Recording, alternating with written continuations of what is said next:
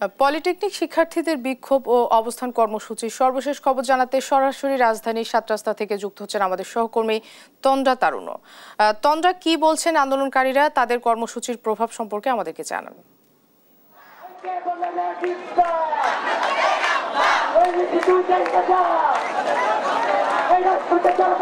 মোনা, আজকে সকাল 11টা থেকে কিন্তু পলিটেকনিক ইনস্টিটিউটের যে শিক্ষার্থী যারা রয়েছেন তারা এবং পাশাপাশি তাদের শিক্ষকরাও কিন্তু আজকে এখানে অবস্থান কর্মসূচি পালন করছেন ৭ রাস্তাতে। এবং তাদের যে দাবিগুলো রয়েছে তারা 4 দফা দাবি নিয়ে কিন্তু আজকে সড়ক অবরোধ করেছেন এবং সড়কে কিন্তু তারা অবস্থান কর্মসূচি তারা আজকে এখানে পালন করছেন। আজকে সকাল থেকে তারা যে দাবিগুলো নিয়ে আসলে এই রাজপথে নেমেছিলেন তার মধ্যে অন্যতম যে দাবিগুলো রয়েছে তার মধ্যে একটি দাবি যদি আমি বলি, তাদের যে দাবিগুলো রয়েছে সেই দাবিগুলোর মধ্যে একটি দাবি হচ্ছে তাদের যে বিএসসি ইঞ্জিনিয়ারিং শিক্ষার্থীদের যে দাবিগুলো তারা করেছিলেন সেগুলোর পক্ষে পরিচালিত সকল কার্যক্রম যেন রাষ্ট্র কর্তৃক অবিলম্বে বন্ধ করা হয়। পাশাপাশি কারিগরি ছাত্র আন্দোলন বাংলাদেশে উত্থাপিত যৌক্তিক 6 দফার যে দাবির রূপরেখা ও সুপারিশ অনুযায়ী পূর্ণাঙ্গ বাস্তবায়ন করার কথাও কিন্তু তারা বলছিলেন।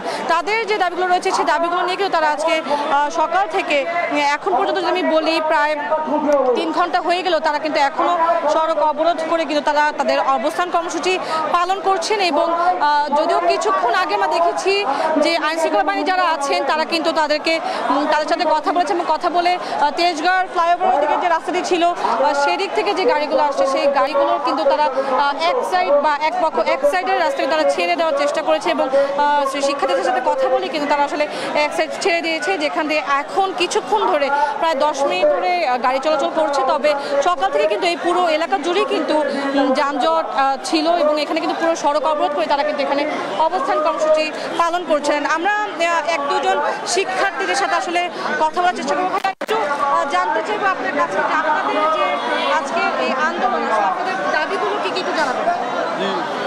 দাবিগুলো আসলে যে বিএসসি এগুলো সম্পূর্ণ ওদের অযৌক্তিক, ওদের 3 দফার বিরুদ্ধে আমাদের আসলে দাবি। ওরা যে আমাদেরকে ইঞ্জিনিয়ার ভাবছে না, তা না, আমাদের যে টেকনিশিয়ান না, ডিপ্লোমা একটা এটা আমাদের দাবি। ধন্যবাদ আপনাকে।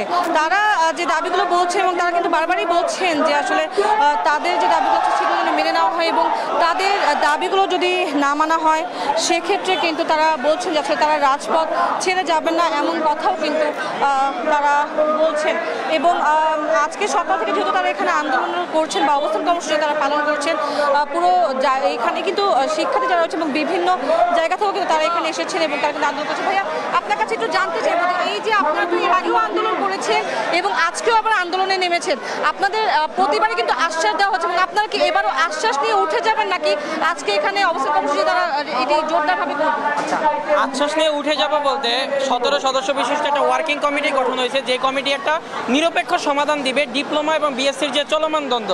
আমরা জানি আমাদের উন্নত যে দেশগুলো আছে এই দেশগুলোতে ডিপ্লোমা ইঞ্জিনিয়ারদেরকে যথেষ্ট সম্মান করা হয় এবং কারিগরি শিক্ষার প্রতি অনেক গুরুত্ব দেওয়া হয়, যেই ক্ষেত্রে আমরা বাংলাদেশে প্রচুর অবহেলিত। এই কারণে আমরা বিগত 4 মাস আগেও আমরা সরকারের কাছে 6 দফা দাবি উত্থাপন করেছিলাম, যাকে বাস্তবায়নের আশ্বাস আমাদেরকে দেওয়া হয়েছে, কিন্তু পুরোপুরি সেটা বাস্তবায়ন করা হয়নি। বাস্তবায়নের আশ্বাস দেওয়া হয়েছে। এখন আবার ডিগ্রি প্রকৌশলীরা আমাদের কর্মক্ষেত্র উপসহকারী প্রকৌশলী তথা সমমান 10ম গ্রেডে তারা উচ্চ পদের হয়েও তারা নিম্ন পদে এসে আমাদের সাথে প্রতিযোগিতা করে আমাদের অধিকার হরণ করতে যাচ্ছে। এই কারণে আমরা এটা তীব্র নিন্দা ও প্রতিবাদ জানাই এবং তাদের আন্দোলন, তাদের দাবিগুলো সম্পূর্ণ অযৌক্তিক। এই অযৌক্তিক দাবির প্রতিবাদে আমাদের আজকে এই বিক্ষোভ সমাবেশ।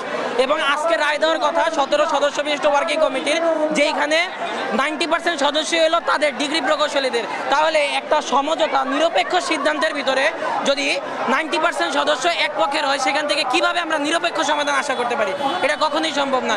এই কারণে আমাদের যেমনটা বলছিলাম যে তাদের যে দাবিগুলো রয়েছে সেই ব্যাপারগুলো কিন্তু তারা বারবার বলছেন এবং জানি তারা সকাল থেকে আমরা দেখেছি যে তারা এখানে অবস্থান কর্মসূচি পালন করছেন এবং আইনশৃঙ্খলা বাহিনী যারা রয়েছেন তারাও কিন্তু এখানে তৎপর রয়েছেন। আমরা একটু চেষ্টা করবো আসলে তাদের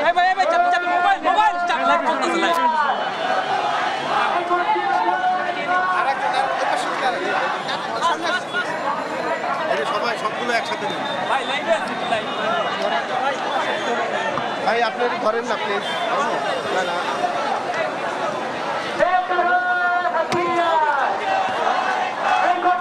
যাই যাই যাই,